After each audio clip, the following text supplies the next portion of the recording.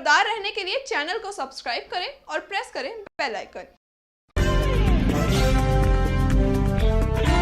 नमस्कार, मैं हूं प्रवीण। आप देख रहे हैं इंडिया टाइम 24 न्यूज। सफलता की सीढ़ियों पर चढ़ते हुए चंद्रयान 2 से भारत का संपर्क आखिरी 15 मिनटों में टूट गया और भारत का मिशन असफल हो गया।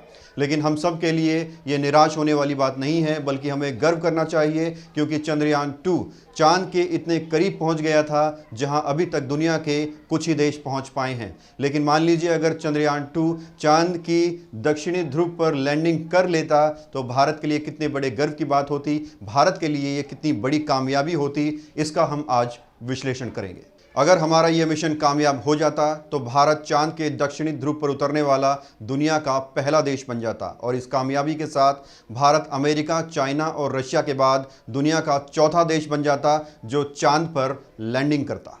अगर हमारा ये मिशन कामयाब हो जाता तो भारत की ये कामयाबी दुनिया के इतिहास के पन्नों में दर्ज हो जाती और हो सकता है इस मिशन के सफल होने के बाद स्कूलों में और कॉलेजों के पाठ्यक्रम में एक नए विषय का समावेश हो जाता, जिसमें चांद के बारे में बच्चों को और ज़्यादा गहराई से पढ़ाया जाता।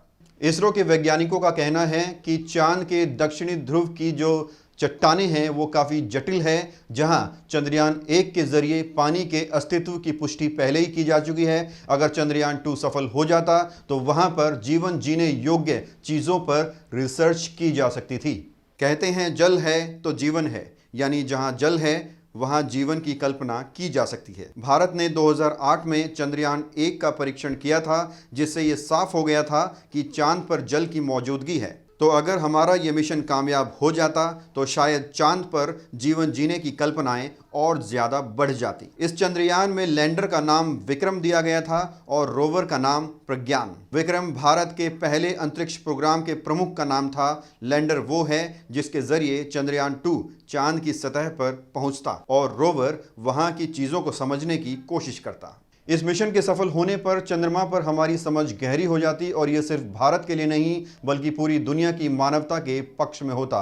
प्रधानमंत्री नरेंद्र मोदी के एजेंडे में पहले ही शामिल है कि 2022 में चंद्रमा पर कुछ यात्रियों को भेजा जाता और वहां पर जीवन जीने के एक्सपेरिमेंट्स किए जा सकते थे।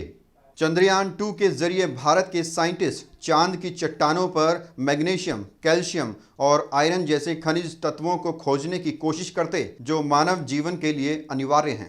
कहते हैं लहरों से डरकर नौका कभी पार नहीं होती और कोशिश करने वालों की कभी हार नहीं होती। इसी तरह से चांद पर जीवन तलाशने की भारत की कोशिशें लगातार जारी रहेंगी। इसरो के वैज्ञानिक इस पर रिसर्च करते रहेंगे और वो दिन दूर नहीं जब चांद हिंदुस्तान की मुट्ठी में होगा।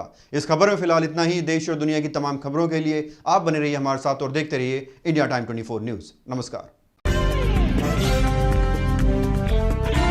खबरों से खबरदार रहने के लिए चैनल को सब्सक्राइब करें और प्रेस करें बेल आइकन।